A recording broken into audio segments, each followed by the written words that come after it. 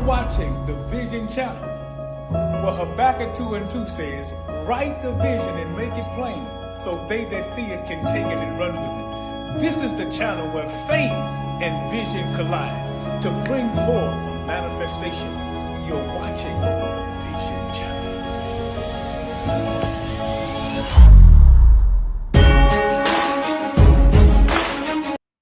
I'd like to say good evening. Thank you for tuning in tonight with your girl. I have an exciting show for you on tonight, a topic that every one of us can relate to. Today, we're having a conversation that touches every single one of us at some point in our life. Whether it's the loss of a loved one, the end of a relationship, major life transition, or even the loss of the one who used, even the loss of who we used to be, because we used to be somebody. We're all exits in our lives, but thank God we are who we are now. So grief shows up, we know, in many forms. A lot of you, if you don't know, grief can show up in many forms. So, but what does it mean to actually grieve well? That's what we're going to be talking about tonight. How do we move through the pain without feeling pressured to get over it? To guide us through this deeply important topic tonight is Dr. Tammy Isaac, respected therapist, grief educator, and a compassionate voice, helping people navigate loss with honesty, grace, and hope. Today we discuss how to have good grief, not perfect grief, but healthy grief. So tonight we're going to be talking about finding hope in grief. But before we get started and before I turn it over to Dr. Isaac, I'm going to give you the number. You may call in with any questions you may have. You may call in for prayer on tonight. You may just need someone to talk to. So at this time, you can call 281 888 4042. Again, that number is 288 4042, and I'll give it out again a couple of more times throughout the broadcast. But at this time, I'm going to turn it over to Dr. Isaac so that she can tell us a little bit about herself, her family, her business, and what she does. Hi, Sandra. Thank you so much for allowing me to be here tonight. I'm super excited. As she mentioned, I am Dr. Tammy Isaac. I am a licensed minister, ordained.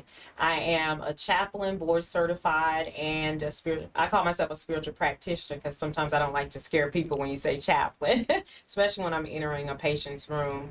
Also, I'm an author and a keynote speaker for all things grief and helping people understand what grief is in the various places of their lives. And so that's my main goal. I also host the Permission to Breathe podcast, where I talk about different topics on grief. And I share throughout the community, do different lectures for the people within the community about grief, and just helping people find safe spaces where they can breathe and allow themselves to be able to process what they're feeling, being able to name it, and be able to find that hope that you mentioned just a little bit earlier. Did you give them your business, Dr. Isaac? Oh, so my business name is Breathe Grief Recovery and Christian Counseling, and I'm on the web at www.drtammyisaac.com. So, Dr. Isaac, we're going to jump right into this because I am so eager to hear what you're going to share with us on tonight. So, Dr. Isaac, what does the phrase good grief actually mean? And how is it different from what most people think grief should look like? Right.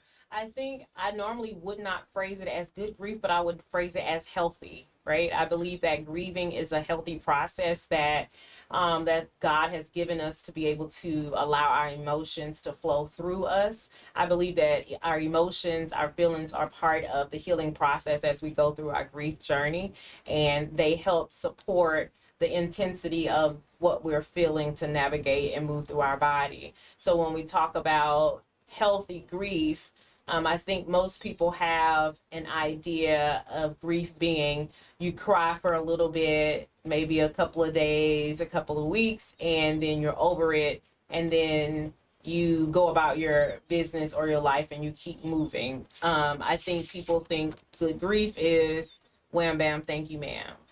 However, good grief or healthy grief can be extensive. It can last however long it takes for you to be able to process what you're experiencing, what you're going through. And that looks different for everybody. Grief looks different for everybody. It doesn't matter if you all have both, me and Sandra have both lost our moms, right? It's still going to be different. And it's also different. I have 4 siblings. It's 5 of us. We all lost our mom, but we all lost somebody different because our mom was different for all of us and how we interacted with her. And so you can't compare your grief with somebody else's to even say that whether this is good grief or healthy grief, because some people are like, I'm over it. I didn't cry. It's been, 2 years. I'm fine. But you're still going on in your grief. And I think we fail people when we compare our grief and we put a limit on that grief because that's not healthy. I'm glad you brought that point out, Dr. Isaac, because I hear so many people saying, even when I go to funerals or they're, trying to comfort somebody, I know what you've been through. I'd be like, no, you don't. Because as you stated, everybody grieves differently. Yeah. So you wouldn't know what I've been through, even though you may lost a person that same way, a mother, father, sister, brother, or spouse, or something like that. No, your grief is different from mine. Yeah. We all grieve differently. Yeah. So I'm glad you brought that point out because that is so important because I hear it frequently. Yeah, and I think that is just because people really don't understand the diversity of grief and how it looks and feels different because they don't understand the mosaic or the relationship between the person, the loved one that died, and the actual person. It's different. And also I think that people don't really know what to say. Yes. And so they're just trying to say something to support the person. So I try not to judge people as much and just try to teach them what they should say, Absolutely, because we've been to a couple of trainings as it relates in our ministry, us pastors and stuff, as it relates to grief. Mm-hmm. And as they said, and my pastor always said, sometimes just be a listening ear. You don't have to say anything. Absolutely. Let them do the talking. Absolutely. I think what we need most is presence. Yes. Right? We just need somebody to see. Because one of the things as a certified chaplain, what we learn in class and through our reflections is one of my educators always said, why are you always trying to pull somebody out the pit? Can you just get in the pit and sit with them? And that's the main thing, is just to be with somebody. And they don't usually need you to say anything. Right. It's the point of not being alone as you go through the storm or the issue that you're experiencing. Because a lot of times I'm not really looking for an answer because you can't fix what I'm experiencing. Yes. They're gone. Yes. And they're not coming back. Right. Unless you're God. And yes. Folks. Yes. I just really need to know that you're by my side as I'm doing the journey. Yes. Kind of like I'm a kind of person who, like, when I go walking or I like to run, I don't like to talk. Yes. I just want you with me. Yes. You know what I mean? I want us to walk next to each other when we do our races. I just want us to run. Yes. But let's not talk. Yes. I want to know that your presence is there. Yes. And the other thing I want to circle back and also say, there was a woman who asked me one time, I was doing a lecture, and she was like, my mom's been gone such and such time, and I'm still grieving. How long am I going to be grieving? And I just told her, I was very blunt. I say, how long she been dead? And how long she gonna still be dead? And so when we ask people, are you done grieving? Like, no, the person is gone. Yes. So we can grieve the rest of our lives. Yes. How we grieve is what makes the difference. Yes. Yeah, so. And I'm glad you brought that point up too, because I was at this one training Dr. Favor Wright. He was he facilitated over this grief training, and he said it was this one particular thing he said was, if you don't work the grief will work you. That stayed with me, and I share it because it's so true. Yeah, And as you stated about the lady, how long, he said it was one lady that talked to him, and the way she was talking, like her son had just died and he had been gone over 10 years. Yeah. And she was still grieving just like it just happened. Yeah. Now there's a difference. So, my mom's been gone 9 years. She died on my 40th birthday. And so I miss her greatly every day. In all of my experiences, the things that I'm doing, I still live in her home. So she's very much present. And so I there are times that I get sad and I miss her, or I even cry. Yes, right? yes, But I'm not immobile. yes, Right? yes. I can still continue my day. I can continue to do the things that I need to do with a clear mind and a clear heart. Now, if I'm grieving to the point where I'm immobile and I'm unable to continue to carry on my day, I can't get up out of bed, and it's been 9 years, I need some help. Yes. So that makes the difference, right? When I say you can grieve the rest of your life, I'm saying you can grieve the rest of your life in a healthy manner, right? That sometimes I get sad, sometimes I want to light a candle for her, sometimes I just want to speak her name. Yes. But if I'm at the point where I can't get up out of bed and I can't get out the door, I'm still have a lot of brain fog, my body is exhausted, I'm fatigued, I'm not eating, I'm overeating, and it's been 9 years, I need help. Yes, Yeah. yes, yes. Ooh, why do you think many people feel pressure to move on quickly? And how does that pressure impact the grieving process? Yeah, I think two reasons. I think the first one is we are naturally running away from pain. We would rather Wow. get it done. Let's just hurry up, get it done so I can go. Right? Yes. I don't want to feel that. So the natural, as humans, we don't want to feel pain. We don't want to have to go through any struggle. If I don't have to, I don't need to. Right? So we're just chasing, like, when is it going to be over? When is it going to be done? When is it going to be done? And grief doesn't work on a timeline. Yes. Okay. I think the second reason is because people don't allow us to sit in our grief long enough to go through the healing process. And so we feel like we are maybe being overwhelming people with our grief, burdening people with our grief, or we don't want to look like we don't have it together in front of people. Yes. And so we're not giving ourselves permission to feel the way that we feel, nor are we feeling like people are giving us the permission that we need. Now, when we don't give ourselves that permission, and people don't allow that space for it, I think is what the pressure that you're talking about. And what happens is grief does affect our body. Oh. And it will come out in different ways. I think I made a little post today that talks about, like, how when your mouth is silent, like, everything in you will start to speak for you. So one of the ways is brain fog, right? Yes. You can't remember things. Things that you normally would roll off the top of your head, your everyday schedule. All of a Yes. sudden, I don't remember which medication I'm supposed to take. I don't even know if I'm supposed to go to work today. What's my schedule, right? Brain fog. Then there's back pain, lower back pain that you can experience. There's depression. Yes, There's definitely. anxiety, Yes. right? There's overeating or the lack of eating, Yes, right? yes. It's so many things that happen. There's subocortiomyopathy, right? I experienced some of that myself. That's where you feel like you're having chest pains and Okay. feels like you're having a heart attack, but you're really not, because there's no blood blockage, right? Yes, But it's the yes. stress causing Yes. tension on your heart, right? So you have those things. You feel like you're having a heart attack, So it's so many things that you can experience within your body. I want to give this example. So there's a show on Amazon Prime, and they have it's called The Wheel of Time. It's one of my favorite shows. It's over now, but they have like 3 seasons. In the first season, there is this rite of passage for women, and they're sitting on a cliff, and the young lady has come to age, and when she comes to age, they braid her hair, so you get your first braid. And then they Okay. stand her up and they tell her to be a woman is to always be alone, and to be alone is to be a woman. And then they stand her up on the cliff, and on the downside there's a river.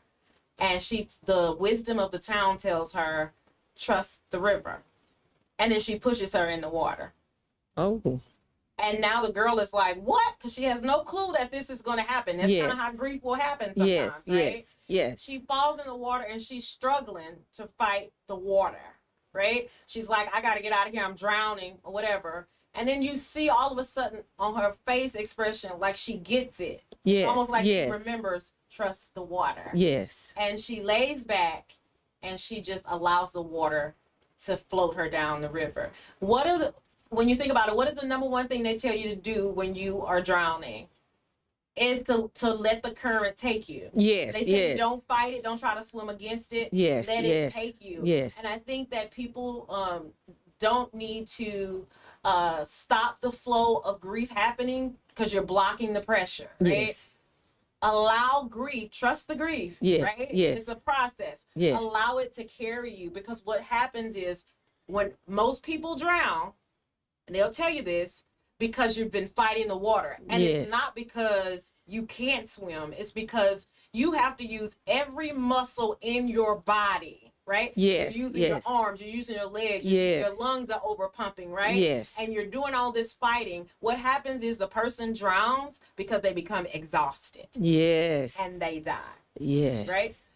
Grief can exhaust us. There's no fighting it. There's no getting around it. Grief will win every single time. If you do not allow grief to flow through its proper courses in your life, it will kick the door down. And before you know it, this lady said one time she was in the middle of Lowe's and just broke down crying because she couldn't reach something on the shelf. Wow. And the man was like, are you okay? And she was like, no, I miss my husband. Wow. And there she is grieving in the middle of Lowe's. Because she never took the time to grieve. She just gone. So these are some of the things that can happen. And all that exhaustion that you're doing to your body gives out on your heart, on your lungs, your mind, right? Your muscles, all of these things. And you start to have these sickness and these pains, and you go to the doctor and they can't find anything wrong. Ask me how I know. Right? You know, my doctor was like, you're completely healthy. There's nothing wrong with you. You just literally need to cry. Yes. You know what I mean? Yes. So I think we need to give ourselves over to grief and trust the grief. Yes. Wow. Can you talk about some common myths about grief that tend to cause people guilt or confusion? Ooh, that's a good question. I think one is that you're supposed to get over it quickly. Yes. Right? I think another one for me is those that are in the Christian faith or any kind of faith, right? Yes. They believe that because you're grieving, you don't trust God.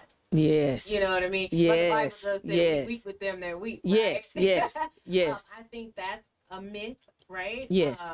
Another big myth is God needed another angel. Yes. He didn't. Yeah. He didn't. You know. It's just crazy. Yes. We say these things because we're looking for ways to make ourselves feel better. Yes. Right? Yes. We feel like, because I'm crying so much, I'm doing it wrong. Yes. Or if I didn't cry, I'm doing it wrong. Yes. Right? Yes. Grief looks different. Yes. For everybody. So you may not be the crier, right? You may just have some small tears, but you're not you're not doing all of that. Right. Maybe you're a workaholic. Yes. Right. I had a friend whose husband died, and she came back to work and was, because that was the way she grieved. She focused on just work. And because she understood that she does better in community with people. Yes. And she's a nurse practitioner. So she found joy and hope and peace as she was helping other patients through their sick journey. Yes. So that's different for everybody. So I think the main myth is everybody grief looks the same. Yes. It doesn't. It's very exactly. Yeah. Boy, I'd be glad when people get it one day. Yeah. Everybody grieves so different. Yeah. Many get it and many don't. Many don't. Yeah.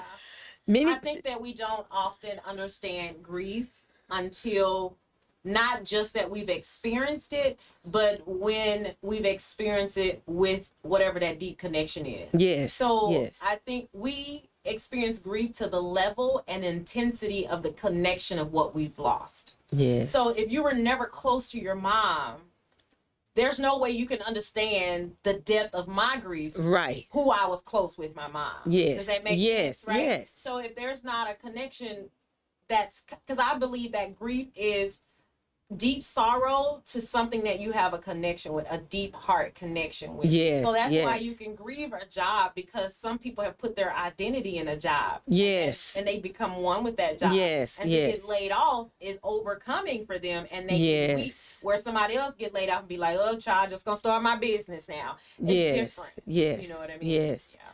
If you have a question for Dr. Isaac, you can call this number 281-888-4042. Again, that number is 281-888-4042. Call in. You don't have to be afraid. You don't have to be any of that. We're here for you. You can drop it in the comment section and we'll pray for you as well. Many people ask, am I grieving the right way? Mm-hmm. Is there such a thing as a right or wrong way to grieve?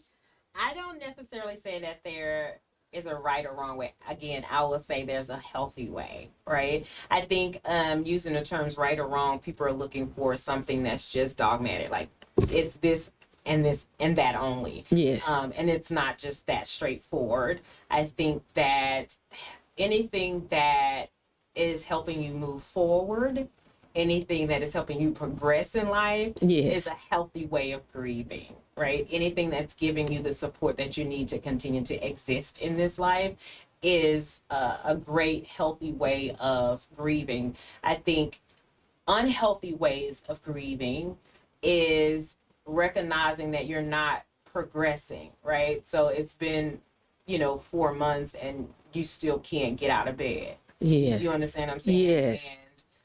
Or you can't regain your focus, or you're still reliving that initial experience over and over again. Yes. Your thoughts are caught in a loop, right? Yes. You might have experienced something traumatic, and you Yes. may need to go to a trauma therapist to help with that, right? I think anything that is causing harm to yourself or to others is an unhealthy way to grieve. But if it is supporting you and others around you, it's healthy. And that could be anything. It just depends on you. Yes. Yes. What are some emotional, physical, or behavioral signs that someone is actually grieving, even if they don't recognize it themselves? Absolutely. That's a good question, because I believe that the number one sign for most of us is crying, right? Yes. It's Yes. grief. And not crying won't always be it. Yes. Sometimes you'll see people who, so I'll give an example of myself. I'm high functioning. And so I didn't know that I was grieving because I didn't cry. I'm not like a crier, so I didn't really Yes. understand that crying thing. Of course, you'll have the initial like tears, but like a constant cry. kind Yes. of like, Yes. I was never that kind of person. And so I was high functioning, so I still function at the level. Yes. And all of my friends didn't know. They just was like, oh, we thought you were fine because you kept producing. Yes. It took my doctor, who's an OBGYN, I went for my regular checkup, and she's a good doctor. So she said, hey, how are you doing? Tell me what's been going on in your life. And I was like, oh, I was telling about my health challenges. Yes. She was like, no, but what else is happening? And I started sharing with her. I was like, this is that. And she said to me, you sound depressed.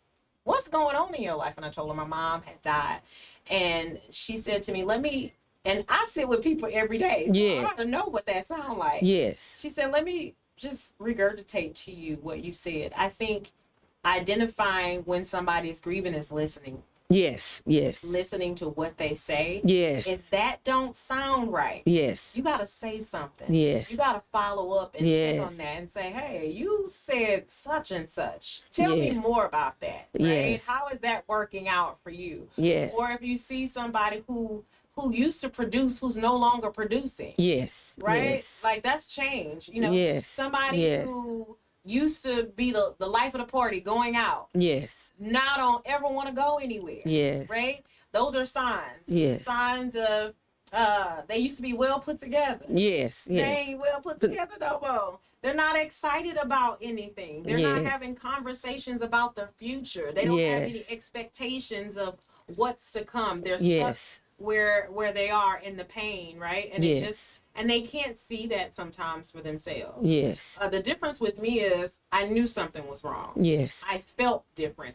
So I think it's also important that we pay attention to our bodies. Yes. And so Yes. going through seminary, I took a class where we do a lot of reflection and really identifying like what's happening in your body and Okay. grounding yourself. So I have been doing that work for a long time. So I was like, something don't feel right. Yes. Some in me, something ain't right. Yes. And so, just going to the doctor when she made that comment, I was like, okay, it's not just me. Something Yes, is, yes. I don't know what it is. Yes, But there's yes. something. And so she sent me to therapy. Yes. And that's when I started talking to the therapist. Yes. And she started telling me, Yes. okay, this is what I'm hearing. Yes. So I think the big thing is just the number one thing is a lot of signs. Yes. Number one is listening to people. Our problem Yes. now is that we don't sit with people. Right. We don't Right. sit with people. We don't create space for people to talk Yes. or for people to share what they're going through. Yes. And then when somebody shares something, we like, oh, I did that too. And you know what happened? And instead of inserting your story, Yes. Yes. listening to their story, Right, what they right. have going on. We're so busy caught up in our technology and that. Yes. Yes. And sometimes, Yes. sometimes a text will work, but you can't hear a voice. Right. You can't hear Right. a tone. Yes. One of my Yes. clients said the other day, I said, I don't talk to people on the phone. I just do emails with business. He was like, well, sometimes I need to hear your voice. And I understand that. Yes, Because that's yes. how you can also identify what's happening with people. Right. listening. Right. And one of the things you said in the beginning, you said about your friends, because people only look at the outward. They don't see what's really going on the inside. They don't know when you're hurting because they so focused on the outside and what you're doing.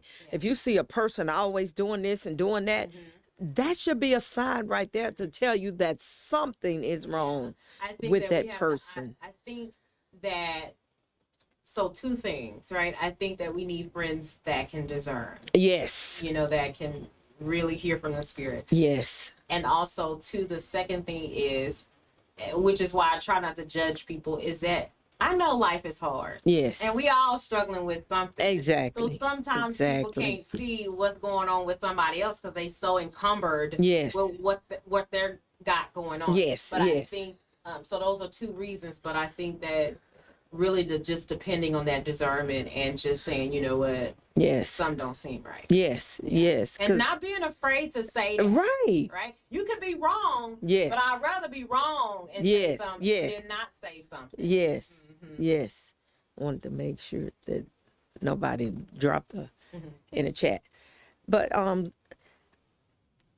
sometimes I've heard people say so many different things about people grieving, and just gonna sit there and just listen and be like, in my mind, y'all can say some of the stupidest things. It kind of makes you furious because, and I'd be like, I just guess they just ignorant and don't know.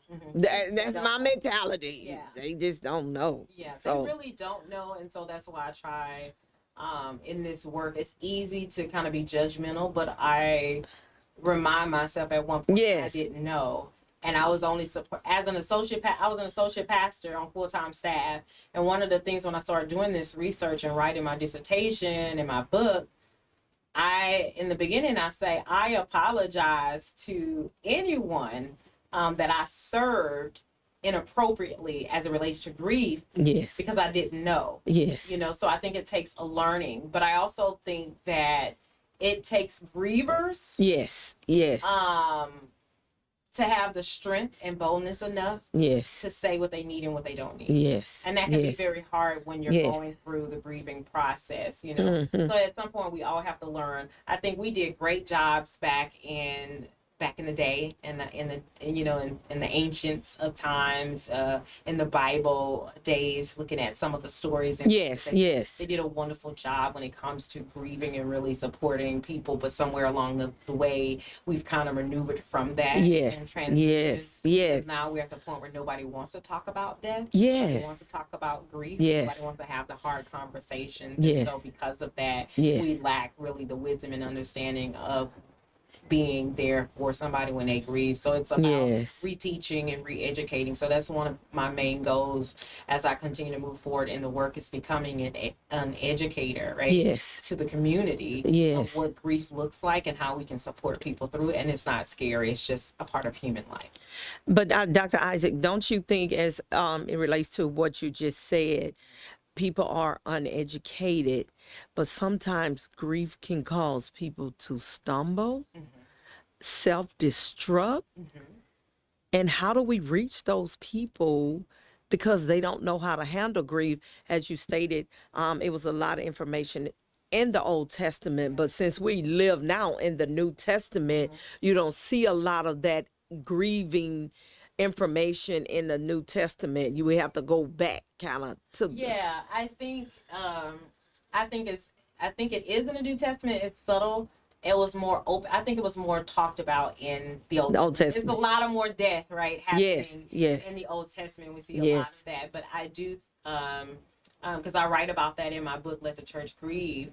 I believe that how we support people who may be grieving in a way that's detrimental to their life is by being in community. So my main theory or thesis is about grieving together, right? So the Bible says, weep with them that weep. Right. We're only excited about rejoicing with people. Yes. We love to pray. Yes. Right? But sitting in the pit, yes, right? Yes. With people to weep is uncomfortable. Yes. But when we grieve together as a community, yes, the process is less harder. Yes. Because I don't carry the weight alone. Yes. But I bear it together in unity yes, with those who are in my community, and yes, especially spiritual community. Yes. Yes. Now, when we are together and my community starts to see me stray, yes, they can help pull me back on the narrow path, yes, right? And that's why it's so important to be in community, to have relationships with people yes, who can discern yes, and say, hey, I am noticing that you're not showing up to Bible study. Yes, yes. You know, yes. Is everything okay? Yes. You know, what's happening? And then you make provisions, yes, because maybe they're overwhelmed because their loved one died in a car crash and they don't want to drive anymore. Yes. Right? So then me, as a good support of the community, I can go pick them up. Yes. I'll pick you up on these days, yes, right? Or, you know, I can come meet you. I can bring you lunch or things like that. But when we're in community with whatever we're experiencing, yes, it's less harder to process and go through, because I don't bear the whole weight by myself. Yes. Yeah. Yes. Do you believe that every church should have a grief ministry? Because I think it's very important. Absolutely. I absolutely do. I think the problem is that the church does not have a good understanding of grief support. I think that, you know, there are a lot of churches now doing Grief Share, which I think is a great program. However, my issue with Grief Share is that, you know, it's a curriculum. And yes, we're just handing it out yes, to people. Yes. And people are teaching that without the knowledge of grief themselves. Yes. And so I have had people sit before me to say how they were traumatized by some of the things that was said in these grief share groups, yes, right? Because the leader is not a grief educator, right, and they're using their own knowledge fashioned with the curriculum, right? Wow. And so I think that the church has not done a lot of study when it comes to weeping and mourning and lament as it relates to loss, right? Yes. Because when we think of loss as Christians, yes, we just think of Jesus dying on yes, the cross, yes, and then he yes, got up, yes, right? yes. We move right into he yes, got up.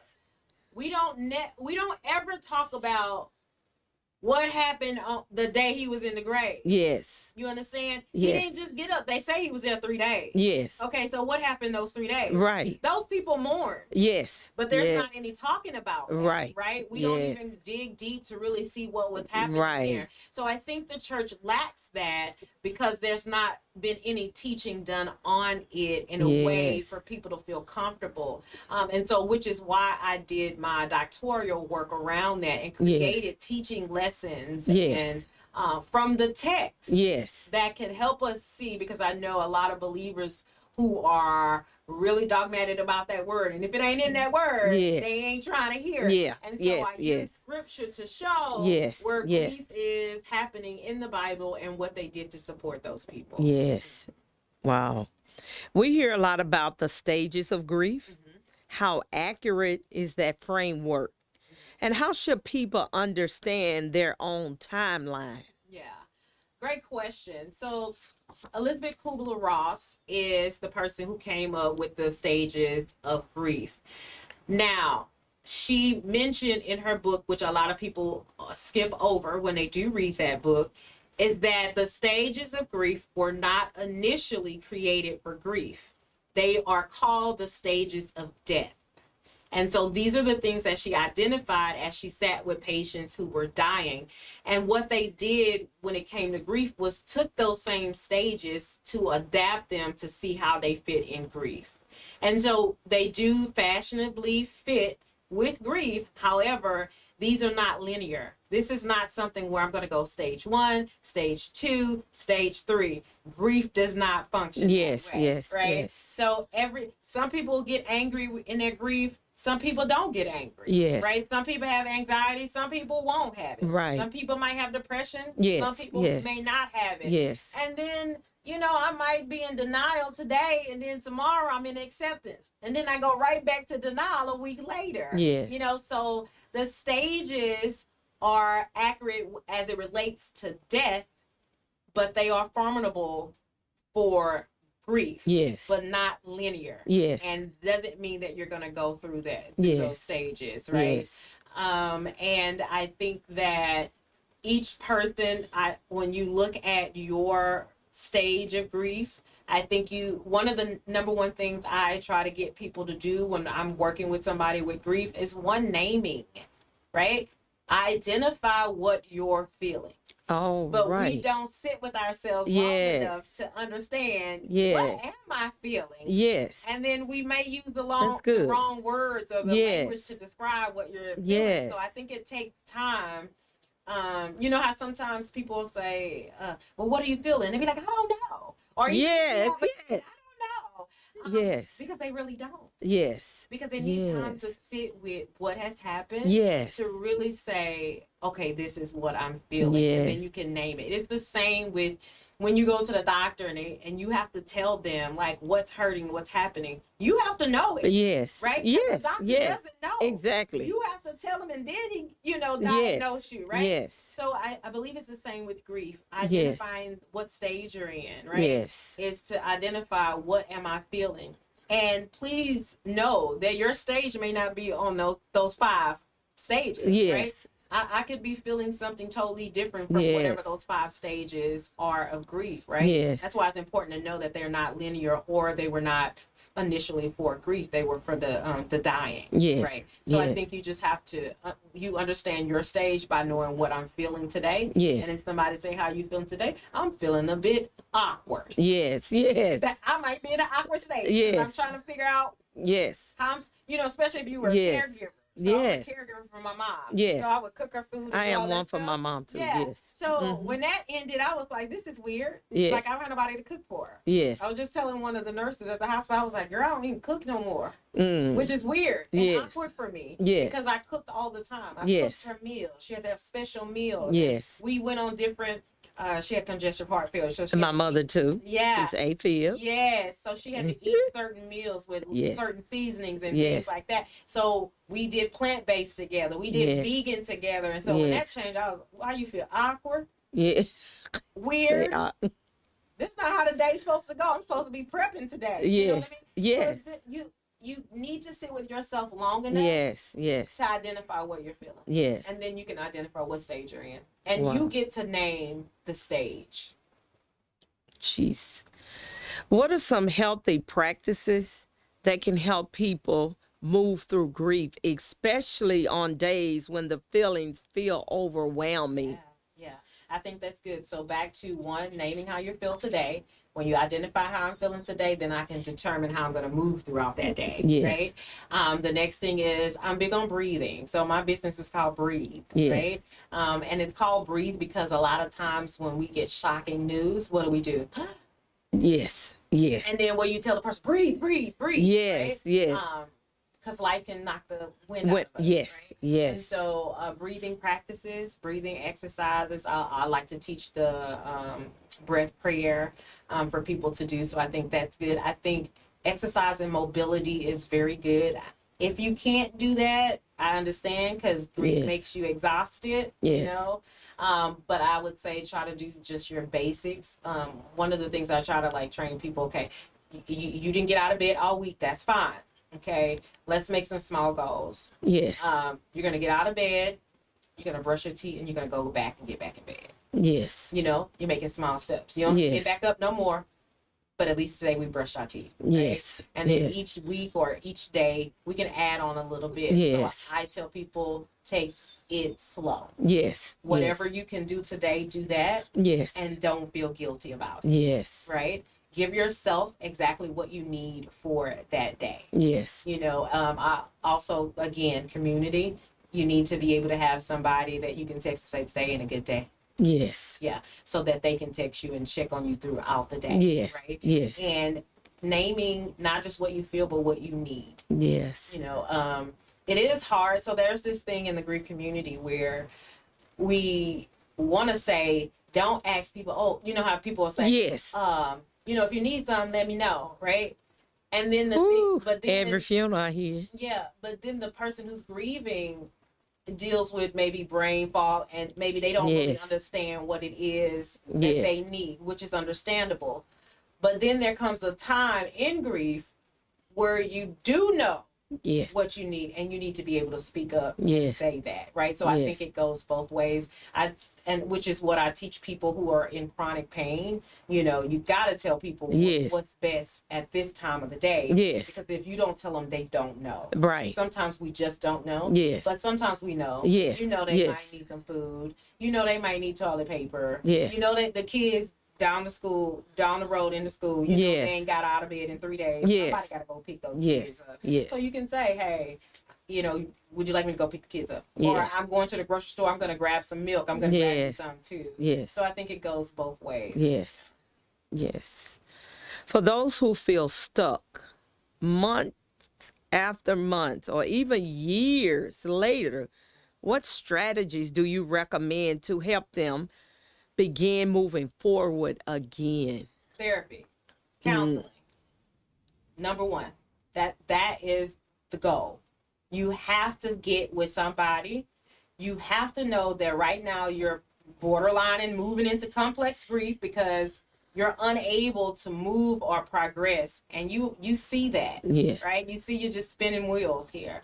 You got to reach out. Yes. You got to tell somebody you need help because if you can't find them, then somebody can find them for you. Yes. Yeah. And when that help comes, you need to accept it. Yes. You know, and of course, therapy, the way therapy is based on your flow. Basically. Yes, yes. So you're not gonna be pushed any further than you want to go. You can share what you need to share. It's a timeline that you can Yes, adjust as you yes, feel. yes. So you gotta find somebody that you trust. And you got to get in there Yes. and you got to start talking to somebody. And you got to start feeling what you're feeling in a way that is healthy to progress out of those humps. Because it's okay to sit in the pit. Sometimes we just need to sit there, Yes. you know, and take a breather. Yes. I always tell people, you know, when we go before God, we rest, we release, and then we receive. Right? Yes, but yes. sometimes you can release and then rest and then receive. Yes. And sometimes we need to sit in that place. Yes, right? yes. And get Absolutely. our breath, right? Yes. I'm trekking Yes. the hills. Yes. You know, I got to get out of here, but I'm tired. Yes. Right? Yes. So sometimes sit in that pit. Yes. But after a while, you got to understand. Yes. I got to come up out of here. Yes. And if I can't get out on my own, I'm going to have to yell for help. Yes. Help. You know, help. Yes. Somebody Yes. walking by. Yes. You got to get in counseling. That's my number one. That's the only one I'm recommending right now. Yes. Is go to counseling. And then once you get in counseling, there are tools that therapist, that counselor will be able to give you that person based on what they're experiencing. Yes. And based on their context. Yes. To help them progress. Wow. How can someone honor the person or thing they lost while still giving themselves permission to keep living? Yeah, absolutely. I think it's called continuing bonds, okay? I think that as you continue to do well in life, as you continue to live, you're honoring them. Because I choose to believe that the person that you loved and lost Yes. loves you greatly. Yes. And wants to see you succeed. Yes. Yes. And as you continue to succeed, you're honoring that person. Yes. Right? Everything that they ever spoke to you, any encouraging word that they have shared, any decision that they've given you, direction. Yes. You're using all of that. The reason that we are who we are today is because of the mosaics that we built. Yes. The relationships, Yes. right? Yes. Yes. So I couldn't be who I am, especially in this grief area, if I hadn't experienced the grief of my mother. Right. Now, had I experienced grief before? Absolutely. Yes. But that didn't change the trajectory of my life. Yes. It was the relationship that I had with my mom. Yes. That changed the trajectory of my life. And so I honor my mom every day. And the crazy thing is that one of my instructors was like, do you realize that you talk about your mom in all of your work? I was like, no, I don't. She was like, yes, you do. And she was like, even with the patients that I had a point where I could choose like what patients I could see. And she was like, now tell me why you chose all these patients. And I was like, I don't know. She said, do you realize that all these are heart patients? Wow. I was like, oh yeah. I was like, unconsciously, I knew I was choosing these patients. Yes. But I didn't know that I was choosing these patients. And I would always go to the 9th floor. Yes. Because that's where all of the heart patients were. So I'm honoring her in that. And then the way that I care for families started to reflect how my relationship with my mom and what I learned and developed from her. Yes. My grief work is centered around the grief that I experienced with her. My writings now, I'm doing educational resources and writing, is all about how to support family, how to support people as they go through grief. So that I believe that honors her because I needed that support and help when I was going through it. And I couldn't find it. Yes. As a Black American, female minister in the church. Yes. And so I think we honor our loved ones when we continue to do our best work here on earth. Yes. And we excel and we keep moving forward every single day. Every breath that you breathe, even if you're depressed and can't get up, the fact that you're breathing is an honor to that person. Yes. And then there's some other little trinket things that you could do, especially around the holidays. You can light candles. Yes. One of the things we do in grief work is always allowing people to say the name. Yes.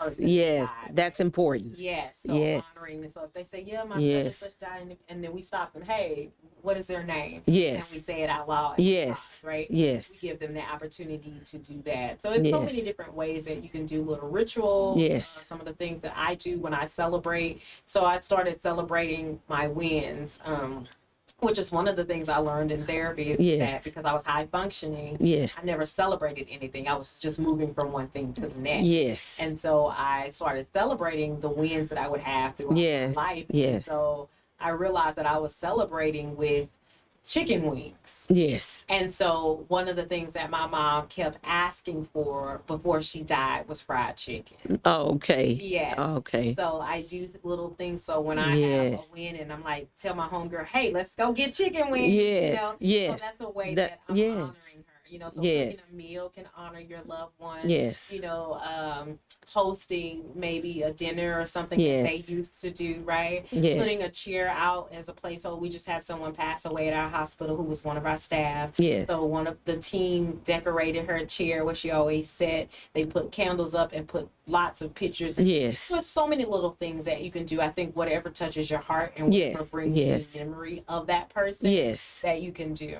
Yes, that's good. What should loved ones avoid saying to someone who is grieving, and what should they say instead? There are a lot of things we should not be saying, but we are. So I think one of the biggest ones, when somebody dies and they go, were they in a better place? And my thing is, how you know the better place ain't with me? What are you talking about? Yes, You know what yes. I mean? I hear it a lot too. Yeah, so I think that we should probably steer away from that. One I said earlier, the Lord need another angel. Yes. Yeah. Frequently. Yeah. Or they'll be like, you ain't over that yet. Like, or how long you gonna be grieving? Somebody said something to me, was, how did he say it? You must ain't got no faith, you grieving. Yes. Those are things like that is just ridiculous. Yes. That I say they're ridiculous because they sound ridiculous to me, but sometimes I also understand that people just don't have the education. Yes. And so I try to be, a little giving with that. But I think some of the things that you can just say to people, one, nothing. Yes, absolutely. Two, you can just say, would you like to talk about your loved one? Right? Is there any special thing about your loved one that you would like for me to know? Yes. Things like that. Tell me about your relationship with them, right? So especially if I don't know the person. Yes. And then like when I visit staff who's lost one, and be like, hey, I didn't know such and such. Tell me about her. Yes. That's what I did the other day. I was like, I never got to meet her. Tell me about her. And then they started telling me stories of her. And then we're laughing, and then we're sad, and then we're crying. Yes. But you give them space to share what they're willing to share in that moment, So little things like that opens the space to talk about it. Yes. I recently heard a little thing on TikTok where this guy was saying, don't call me asking me how I'm feeling, because then you just gonna make me think about it, and I don't want to think about it, and then I'm gonna start crying. And I thought, there is somebody who is not ready to process their grief. Yes. And the crazy thing is, if we don't call you and don't ask you or don't text you, then you're gonna say nobody cared about it. Yes. Yes. You understand? Yes. So yes. those are people who are fearful of experiencing what grief is allowing them to experience. But I think if you just open the space for people to share and talk about what they want to talk about, and if they don't want to talk about it, it's okay to sit in silence. You don't always have to say anything. Yes. How can we support a friend or family member who insists they're fine but may actually be struggling? I think presence, continue to be present with them. I think that if you see something, you can identify that with them and say, hey, this is what I'm seeing. You can share those things with them. I think that you don't need to be overbearing. I don't think you need to press the issue, because all you're going to do is push them away. But your presence is really important. Yes. And when you feel led and that, God is giving you to share, hey, this is kind of what I see, and things like that. You can't, there's no way you can push people to be ready. Yes. Yes. You know what I mean? Yes. And then I think the conversation, so everything is different in different contexts. Yes. How the person died and things like that. So there are different, questions that you can ask, but I also think that it's just based on the context and the person who died and what's actually happening with that person. Just to say, hey, I know you say you're okay, but I noticed you put that dish over there around the corner. Yes. And normally you tell me you like it over here. Yes. Yes. I was like, so tell me why you changed it. Recognizing some of those little small things. Yes. But the way that you bring it up is really important, because you don't want to pressure them and make them right. And then they won't let you come over. They won't let you call. They won't let you text. Yes. Yeah. Yes. I want to just share just for a second. I had a friend, this has been some years ago, she had lost her father, and she was angry with God. And the only thing I told her, I listened to her. You know you can't stay there. It's okay to be angry with him, Yeah. but you do know you can't stay there. Yeah. So it took a little time. I didn't say anything else after that. Yeah. So it took her some time. Mhm. I guess when she started taking it one day at a time, she started going back to church. And so that's when she began to heal, Yeah. when she started going back to Yeah. church. I think people need time. I think we're rushing people out of the grief. Yes. But they have not had time to experience what grief is sharing. Yes. There's a thing called the dark night of the soul, right? When you're experiencing tragedies and trauma and experience in your life as Yes. a believer, and you're like, what's happening? Like, I don't feel like, God is on my side. Yes. But God allows us to sit in those places for a while for a reason, right? So I think that we can't rush people because the brain, here's another thing. The brain is a puzzle. Yes. It has, or should I say, it has been created to solve puzzles. Yes. Okay? Yes. And when a person dies, it's hard for the brain to understand or comprehend that they're not going to be walking through that door again. Yes. Mary Frances O'Connor has a book called The Grieving Brain. She talks about that.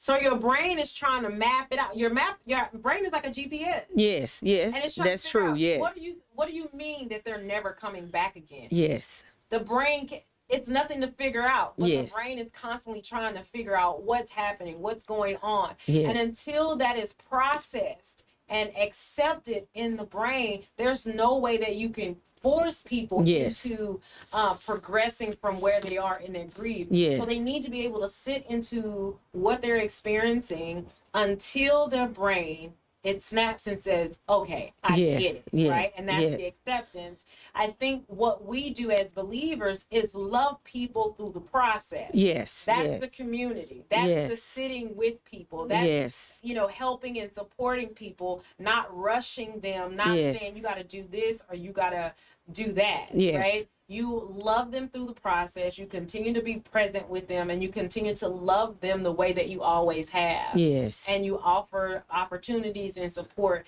And I think that whenever you're in a relationship, there's this thing called intimacy. Yes. Right? Yes. And intimacy is not always sex. Yes. It's conversation. Yes. Yes. Right? It's vulnerability. Yes. Right? Yes. And it's being able to tell your mate, yes. I am upset with you, and this is why I'm upset. Yes. If I am in an intimate relationship with the Father, yes, I should be able to say, I'm mad at you. Yes. And sit in that until I'm able to process and me and him have a dialogue. Yes. Right? Yes. And then he can convince me as the good God he is, with love and kindness have I drawn you. Yes. Then I'm able to process through. And so it doesn't matter what we say. Yes. It's about what we do. Do we show up for them? Yes. Right? Yes. And you continue to show and express that love of Christ. Yes. And when they're ready. Yes. Right? Because you can still be going to church and still be upset. Still be angry, and still ain't getting nothing. Yes. That's why we come just to going now. Yes. Over and over yes. again. Yes. I used to go to this church and they used to get upset because somebody would come to the altar every Sunday. Yes. I'm like, girl, they not coming for you. Yes. Yes. Let them go down there 100 times. Yes. And it may be the 101 time that the Spirit of God moved on them. Absolutely. Yes. Yes. We have been called to journey with people in the process of grief. Yes. But we can't get so weary. Yes. And upset with people and frustrated because they're not moving at a faster pace. Yes. Right? Yes. If they're moving too slow, you need to bring somebody else in that can walk that pace. Yes. Because if you need to move further, just go on and go. Yes. Sometimes when I'm running with people, I'll be like, no, just go on and go. Yes. I can't keep up with you. Yes. You know what I mean? Yes. I want Dr. Isaac to give us her information again, a phone number. She has her own business. And she will give that information out again. And we're also going to drop it in the comment section. I am later tonight. So if you want to get in touch with her, you need to counsel with her. You can call her. She's a doctor. She specializes in grief. Absolutely. So Give us that information again, Dr. Isaac. Okay, so the name of my business is called Breathe Grief Recovery Support and Christian Counseling Center. You can visit me on the web at www.drtammyisaac.com. I also host the Permission to Breathe podcast, which is found on Spotify and Apple, so you can also go there. I'm on all social media platforms as Dr. Tammy Isaac, so you can also follow me there as well. And I have a lot of books and things and resources for grief that you can also find on my web or on Amazon. If you want to purchase her book on grief, she have books out there. I'm going to go online and purchase a couple of her books. I'm very interested in purchasing her book and to see what else she has to say. Dr. Isaac, thank you for sharing your wisdom and helping us understand that grief is not something to conquer. It's something to honor. So to everyone watching me tonight, and you're watching Dr. Isaac, remember, there is no timeline, no perfect way, and no shame in grieving. Your grief is a sign of your humanity, believe me, and your capacity to feel deeply. So if you're in a season of loss, and we know this time of year, there be losses this time of year. I don't know what it is about this time of year. So know that you are not alone. And healing is not about forgetting. It's about learning to live with meaning again. So thank you all for tuning in tonight with your girl. I'm so happy to have Dr. Isaac with me. She has shared so much information. I'm going to go back and watch it because I need to jot down some notes. She says I am also a certified Christian counselor, but she shares some more information that I just need to add to my resume.